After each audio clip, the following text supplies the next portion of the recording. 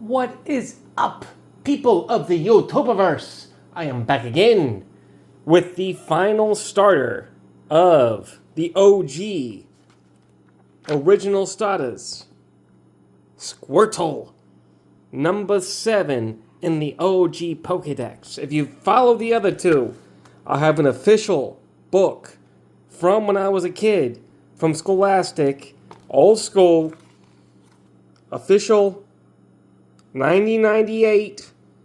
You can see there everything, numbers, barcode, all that.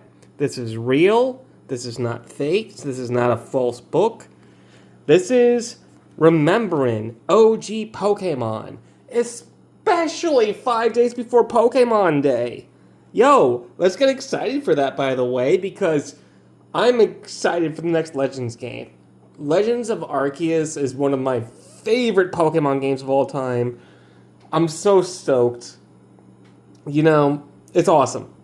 So, I am an animal channel.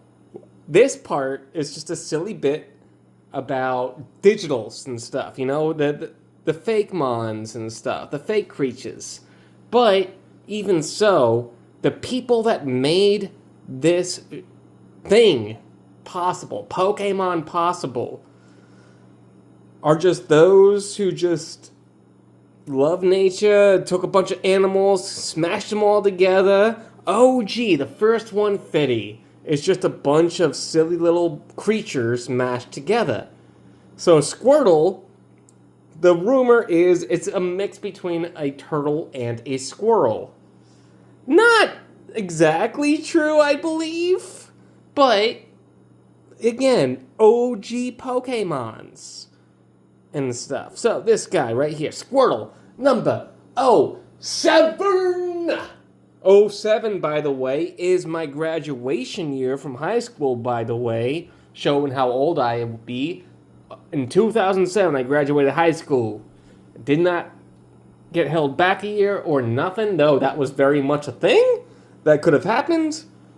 Anywho, let's get onto the Squirtle guy right here. This cute and cuddly turtle-like Pokemon is another one of the options Professor Oak has saved.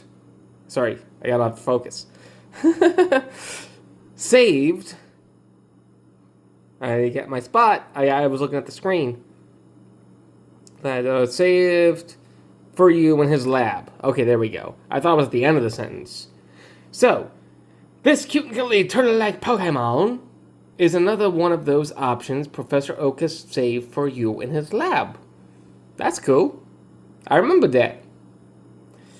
It's good first Pokemon. Actually, legit, he is pretty good. He is like mid-mode because he absolutely is the best to use against Brock. Brock has nothing but ground and rock type, both 4-time weak to water. So he is super powerful, but when it comes to Misty, who's the next gym, you're fighting an even battle. So this is why Squirtle's considered medium mode, and my main man right here, my buddy Bulbasaur, we're going to show him right there, he's considered easy mode because he can totally just wreck both gyms at the beginning. Alright, so anywho, let's continue. Some find Squirtle a little tougher to master than Bulbasaur or Charmander. Not and, or Charmander. But it's amazing. Water techniques are definitely worth effort. Yeah, early gen, not as much. Because this was before Shell Smash. Shell Smash was not a move yet. That is really like Blastoise's claim to flame is that... Claim to flame. Claim to fame is that Shell Smash. Shell Smash was not a thing. It's no Pokemon had Shell Smash yet. The big move, as you can see here, is Withdraw. Withdraw, right there. That is the big defensive move back then. Skull Bash was trash. You legit wasted a turn to prep it, and a water type back then being special attacker, having a normal type which is physical attack at the time. This is before the physical and special split. Useless. Useless, useless. Just saying. OG. I remember. I play tournaments. All right. We go into the War Turtle, which is the American way of saying these names, by the way. I am speaking these names from North America. I'm born and raised North America. So, if you know this Pokemon by different names, please let me know. I am so glad this thing is worldwide and has touched the hearts of so many people. Anywho, as an older, more experienced turtle, War Turtle is more accomplished in water than Squirtle. Okay, sure. In fact, it likes to hide in the water when hunting prey. You know what? Straight up from nature, that's true. Tortoises, turtles, anything that can hide in water, they are ambush predators. So back then in OG Pokemon, they straight up telling you how animals be. This is why I like the 150 so much. Because this is before they went to more of the fantasy side of things. This is when they got all their inspiration from actual animals. And some of the silly facts actually teach you about real animals. Except for this part coming up. Because turtles don't have this. War Turtle has huge ears, like rudders of a ship, which help it balance when swimming fast.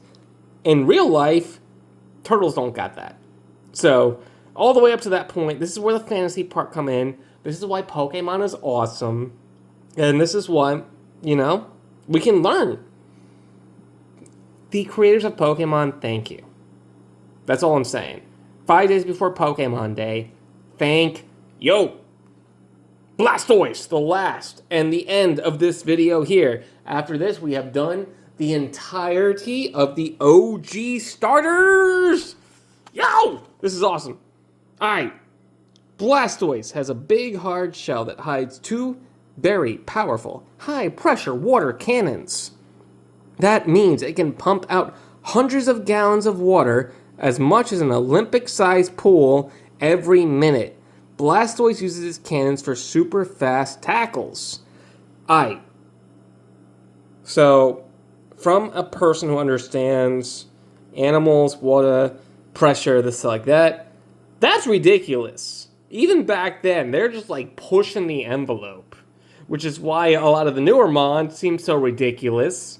Because they have the DBZ syndrome, which, God rest Toriyama's soul, by the way. They've been around so long, and they're expected to do so much. The fact that this game series, card series, this just everything series, thank you guys. 5 days before Pokemon Day, just thank you. Here's the OGs, the first starters, all this bits and whatnot. I didn't read this little bits at the beginning of all this because, unnecessary. If y'all want to see me read all this bits at the beginning, I am more than happy to.